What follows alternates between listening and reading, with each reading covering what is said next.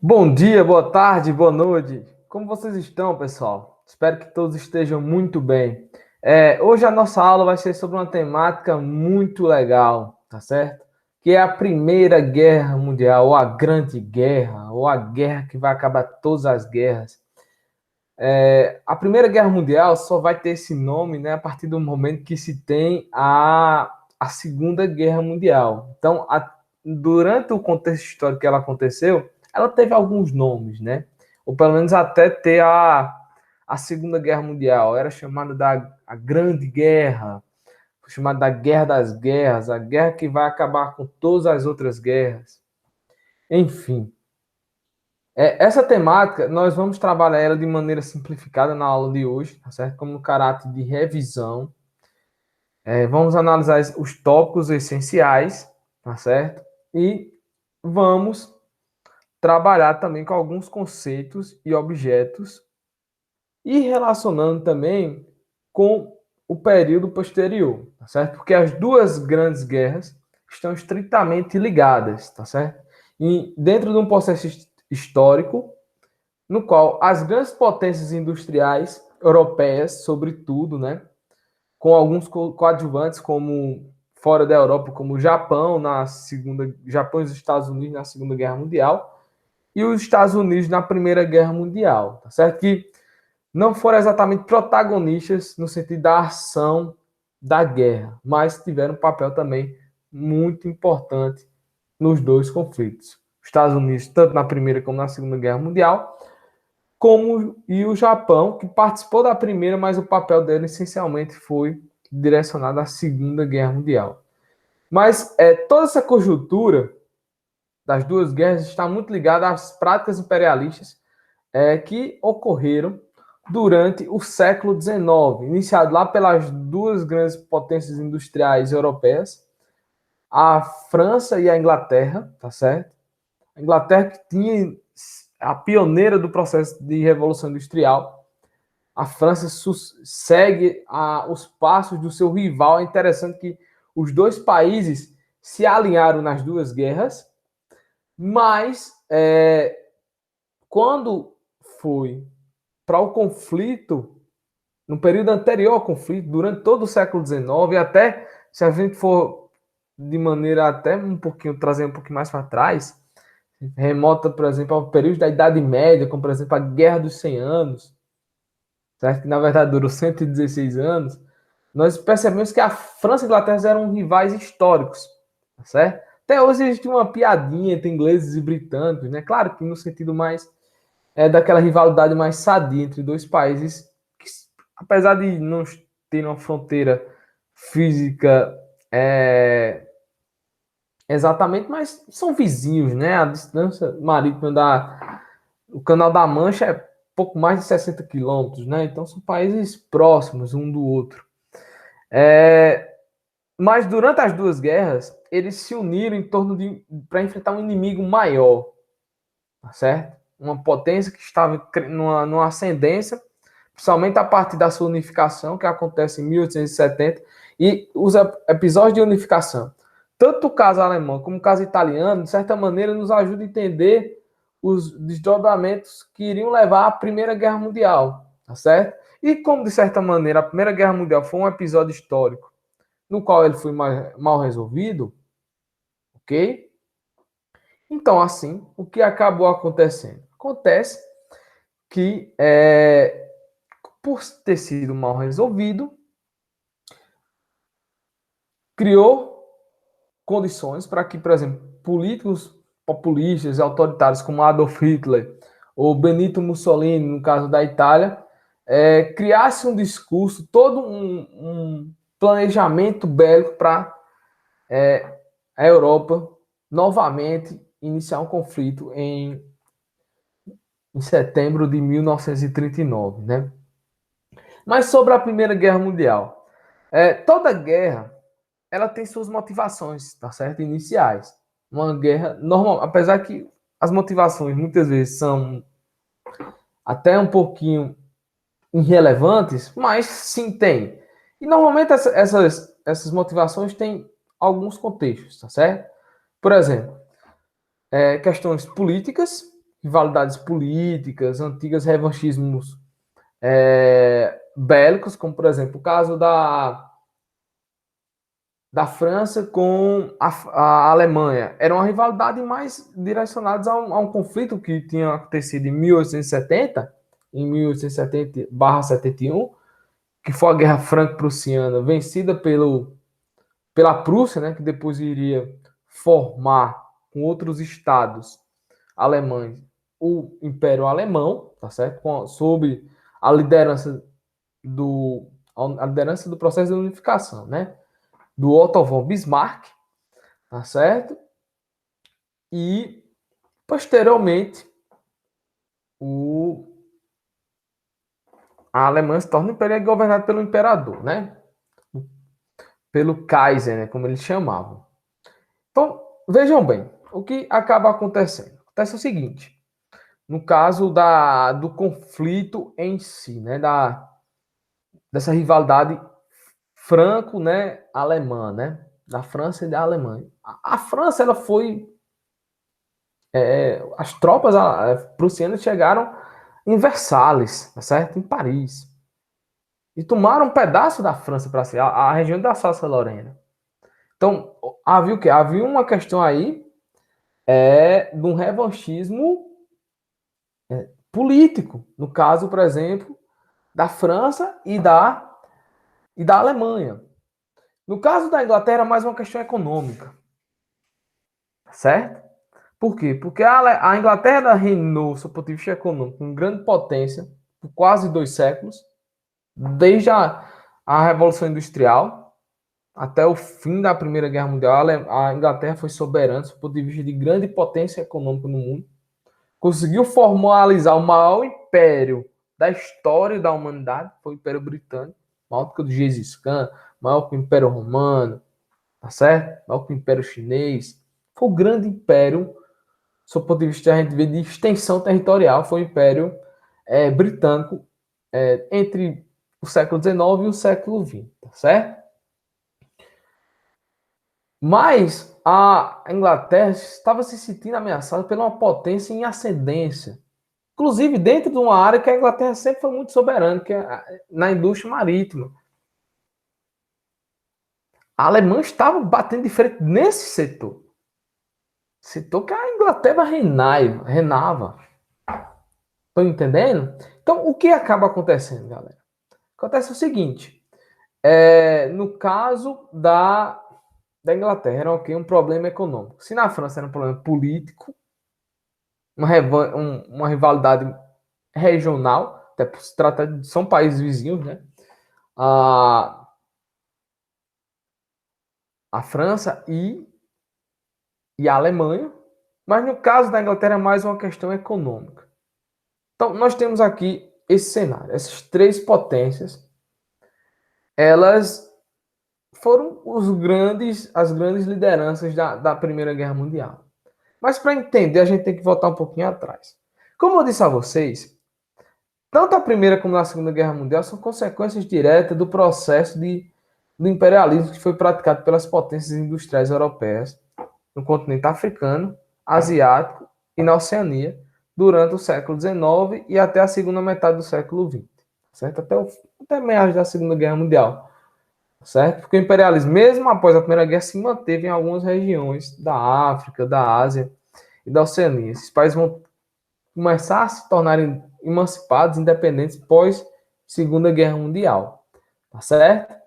Então, nós temos aí o centro da questão do conflito, que era o quê? O revanchismo, o imperialismo, quer dizer, perdão, o imperialismo praticado pelas superpotências durante o século XIX até mais ou menos a primeira metade do século XX. E aí tem uma questão aí. A Alemanha, por ter sido um país que conseguiu seu processo de unificação um pouco mais tarde, e que também começou a corrida industrial um pouquinho mais tarde do que a Alemanha, do que a França e a Inglaterra, também começou de maneira retardatária sua política imperialista. Então, boa parte da África e da Ásia já era ocupada pela Inglaterra e pela França. Então, tínhamos um problema aí por parte dos alemães. Eles queriam participar dessa corrida imperialista, mas eles estavam muito para trás. Então, o que é que os alemães idealizaram, né? O que o seu Kaiser e o Guilherme II pensou? Vamos fazer uma guerra. Só que essa guerra, ela tinha que ter uma motivação para acontecer. E é interessante porque os países sabiam que ia ter essa guerra. Senão eles não tinham feito as políticas de aliança, que isso é outra motivação para entender. A Alemanha ela fez uma política de aliança, por exemplo, com o Império Austro-Húngaro, com a Itália. E qual foi a resposta da Inglaterra e da França? Fazer uma política de aliança com a Rússia. De um lado nós tínhamos a tríplice Entente Cordiale, formada pela Inglaterra, França e Rússia, e do outro lado nós tínhamos a Tríplice Aliança, formada pelo Império Alemão, o Império Austro-Húngaro e a Itália. Certo? E qual era uma das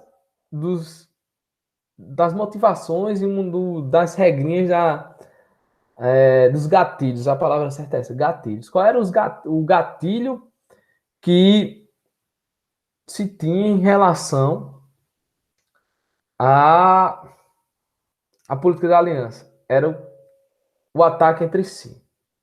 Então, por exemplo, se a Alemanha atacasse a França, a Inglaterra e a Rússia teria que entrar para ajudar seu aliado. Se, digamos, a Inglaterra atacasse a Império Austro-Húngaro, a Alemanha e a Itália deveriam entrar para ajudar seu aliado. Ou seja, um tipo de aliança dessa, um tipo de política dessa, era imaginar que um conflito estava para acontecer. E se nós pararmos para pensar, a corrida armamentista, paz armada que aconteceu num período um pouco antes da guerra, era visando isso. Então nós temos aí o quê? Imperialismo, nós temos aí o revanchismo e nós temos também a questão da rivalidade econômica que se tinha também entre Inglaterra e Alemanha. Outra questão, que aí é o que vai levar ao chamado estopim que levou à Primeira Guerra Mundial, é as rivalidades regionais. A região dos Balcãs, até hoje na Europa, é uma região extremamente cheia de questões geopolíticas envolvidas, tá certo? Tem países até os que lutam pelo seu processo de independência. É uma região que, e isso é o ápice desses problemas que acontecem na região dos Balcãs, é logo após a Guerra Fria. Mas essa questão geopolítica da Península Balcânica existia antes da Primeira Guerra Mundial. Porque nós tínhamos a Sérvia, que era um país independente, mas, por outro lado, tínhamos aquela região toda que vai depois formar a chamada Iugoslávia, né? Era toda quase ocupada por dois países, dois impérios. O Império Austro-Húngaro e o Império Turco-Otomano. Certo? Que eram aliados da Alemanha. Inclusive, eu vou dar um pequeno spoiler, a Itália ela não vai obedecer essa regra da política da aliança. A Itália se mantém neutra durante o primeiro ano da guerra e depois pula de lado para a Tríplice Entente. Quem ocupa, de certa maneira, esse papel da Itália é o Império Turco-Otomano, que era aliado dos alemães, da Alemanha. Então, nós tínhamos aí que a região balcânica ela tinha interesses por trás do Império Austro-Húngaro, que tinha territórios nos Balcãs. A Alemanha que queria construir uma ferrovia para ligar a Bagdá e tinha que passar pelos Balcãs também, de maneira obrigatória. E a Rússia, o Império Russo, que ainda não tinha se passado pelo processo da Revolução Russa, né? Era uma monarquia similar a uma monarquia absolutista, que era liderada pelo czar, no caso o Nicolás II ainda, né? Foi o último czar, que também tinha interesse na região. Interesses geopolíticos muito fortes nessa região. Inclusive apoiava a ideia de se criar uma grande Sérvia, porque na visão da Rússia, do Império Russo, criando essa grande Sérvia facilitava o quê? O controle por parte da Rússia dessa região. Enfim. Isso vai gerar um problema. Por quê? Em 28 de junho de 1914, aí que entra a história do estopim. O estopim não foi por causa de uma invasão de uma colônia inglesa por parte dos alemães na África, na Ásia. O estopim não foi por causa de um confronto geopolítico e econômico entre Inglaterra e Alemanha. Não. O estopim foi porque foi assassinado o Francisco Ferdinando. Aí você pode perguntar, o que é que esse sujeito tem de tão importante? Ele era um herdeiro direto do trono, do Império Austro-Húngaro. Ele provavelmente, o pai dele já estava o imperador estava já numa idade bem avançada, então provavelmente em alguns anos ele assumiu o papel do imperador. E mais a questão dele é mais o ato em si e a chamada política da aliança, ela é o que entra no gatilho. Por quê? O Império Austro-Húngaro acusa a Sérvia de ter assassinado, a ter facilitado o assassinato do arquiduque Francisco Fernando e da sua esposa, em Sarajevo, na Bósnia. Mas o que a Caça diz? Não, isso foi um grupo terrorista de maneira independente que realizou isso. Não tem nada a ver com a política de Estado do nosso país. E ficou naquilo. Um mês depois declarou guerra em relação à Sérvia, o Império Austro-Húngaro. Só que nós tínhamos um problema aí. A Rússia era aliada da Sérvia. A Rússia o que declara guerra ao Império Austro-Húngaro. E é interessante por quê? Porque o Império Austro-Húngaro, de certa maneira, ele não vai contra a política da aliança. Porque a Sérvia não era aliada direta assim dentro da chamada Tríplice Entente Cordial. Mas como ela era aliada da Rússia, e a partir do momento que a Rússia compra briga com o Império Austro-Húngaro, aí é o quê? Entra o gatilho da política da aliança. Tá certo? Aí, e a partir daquele momento, aí os países vão se declarando guerra entre si e inicia a Primeira Guerra. A Primeira Guerra é interessante que se imaginava, como eu disse a vocês no início da minha fala, que se ia ter o conflito. Tinha quase certeza que se usa. Os países fizeram a política da aliança pensando que ia ter o conflito. Idealizando e pensando no que seria esse conflito. Que era no caso, que iria se tornar a Primeira Guerra Mundial. Mas não foi isso que aconteceu. No primeiro momento até se imaginou isso, porque a guerra teve várias batalhas e grandes avanços. A Alemanha avançou, quase chegou perto das fronteiras de Paris.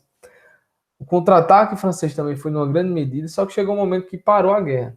Não teve avanços territoriais, nem de um lado nem do outro. Isso durou quase 3 anos, durante a chamada Guerra das Trincheiras. E isso só vai mudar de fato durante a entrada dos Estados Unidos e a saída da Rússia do conflito. A Rússia saiu por questões internas, né? Tinha se iniciado a Revolução Russa em 1917. E os Estados Unidos entrou do lado da Inglaterra e da França porque, apesar de ser um parceiro econômico também da Alemanha, mas ele era um parceiro maior desses outros dois países.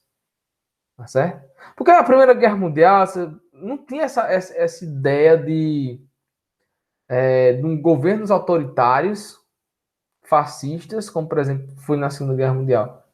Eram impérios, eram lutas de império. A Inglaterra não era o bonzinho da história, nem a França, e os vilões seriam os alemães. Tá certo? Diferente da Segunda Guerra Mundial, se a gente for pensar sob o ponto de vista moral, até pelos crimes de guerra cometidos pelo Estado nazista, né?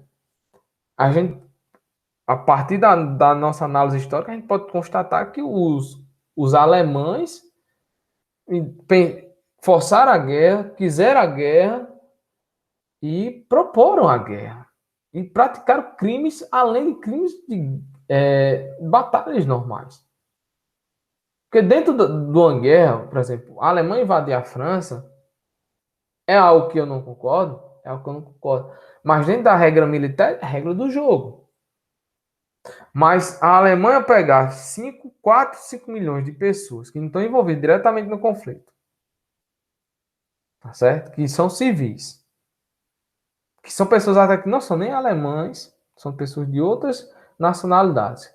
E começa a matar essas pessoas em grande escala, como fez com os judeus, não só com os judeus, matou testemunhas de Jeová, grupos LGBTs, pessoas negras, tá certo?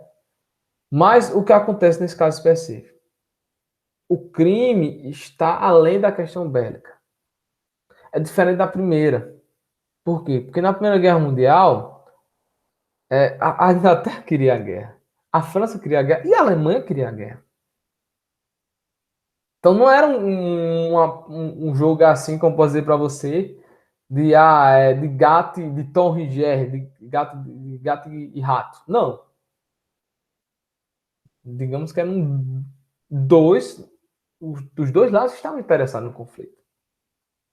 Isso, pessoa, isso está tão claro, galera, porque a gente percebe no pós-guerra, quando vai ter os tratados de paz. Na Primeira Guerra Mundial, a Alemanha e a França, apesar que os Estados Unidos não concordavam com isso, o Woodrow Wilson, que era o presidente dos Estados Unidos na época, em 1918/1919, não concordava com os tratados que aconteceram, principalmente o Tratado de Versalhes, né, que foi o assinado diretamente com a Alemanha. Por quê? Porque eles disseram, vamos punir esse país. Mas uma coisa é punir, por exemplo, um general, um imperador, um major, um oficial do exército alemão. Eles puniram o país e a sociedade alemã. Quando forçaram, eles pagaram uma multa muito pesada. Tá certo? Limitar o exército alemão, vai lá. Mas pagar imposto, tirar territórios, como foi feito. Não só a Salsa Lorena, que tinha sido perdida, né, pelos franceses, como eu falei para vocês lá anteriormente, na Guerra Franco-Prussiana. Mas também em relação a outros territórios, como por exemplo o famoso corredor polonês. Enfim. E não é à toa que a, a forma que foi terminada a Primeira Guerra Mundial, ela abriu espaço para a Segunda. Aí você pode perguntar, se Hitler tinha tido Segunda Guerra Mundial, assim, na base do achismo, provavelmente não, certo? Mas, por exemplo, esse discurso autoritário não era só feito por Hitler. Ele conseguiu o quê? Criar as condições para ser esse líder carismático, né? Porque carisma, entendemos bem, pessoal, não é só ligado à questão esborro, não. A pessoa pode ser carismática do ponto de vista da maldade, tá certo? E moralmente ruim essa pessoa, mas pode cativar outras pessoas para esse lado ruim, como é o caso de Hitler, certo? O Joseph Goebbels, ele pensava igual Hitler, até pior do que ele. O Hermann Göring, idem. Várias lideranças nazistas pensavam igual, pior do que Adolf Hitler. Mas eles não tinham o quê? Essa questão do carisma. Desse carisma de convencer as pessoas a fazerem coisas erradas. Isso é até uma discussão, né, que a Hannah Arendt faz lá na origem do totalitarismo, né? Que alguns alemães fizeram isso só porque eram burocráticos, né? É uma questão que a gente pode até trabalhar posteriormente em parceria com um professor de filosofia e sociologia. É um tema muito legal, tá certo? O que vai fazer uma pessoa praticar maldade? Só por ser um burocrata ou porque ele quer fazer aquilo mesmo? É uma análise muito interessante. Enfim, pessoal, eu tentei fazer de maneira simplificada essa nossa aula da Primeira Guerra Mundial. É um tema que levaria a noite todinha, o dia, a tarde para falar sobre isso. Abre muito pano para manga. É uma temática que vem sendo até mais trabalhada, inclusive em filmes de Hollywood, né? Como o 1917, um filme que ganhou vários Oscars. Filme muito bom, aliás, indico demais, tá certo? Claro que todo filme tem um viés político também, né? É um filme que é mais para vangloriar os feitos da Inglaterra, né? E mostrar a Alemanha como esse inimigo. Uma produção britânica, né? Britânica barra de Hollywood. Enfim, mas é um filme muito interessante. Porque o filme você tem que ver sob várias circunstâncias, né? Inclusive essa questão do contexto político, né? E a finalidade política do seu criador, né? Enfim, eu espero que vocês tenham gostado. É, uma aula interessante para os nossos próximos contos é fazer essa relação, né, entre história e cinema. como por exemplo é mostrado lá no filme 1917. Outras obras, a Segunda Guerra Mundial, principalmente, tem muitos filmes interessantes, né, sobre essa temática, tá bom? Vocês fiquem em paz e até mais. Um abração do professor Rodolfo. Valeu, galera!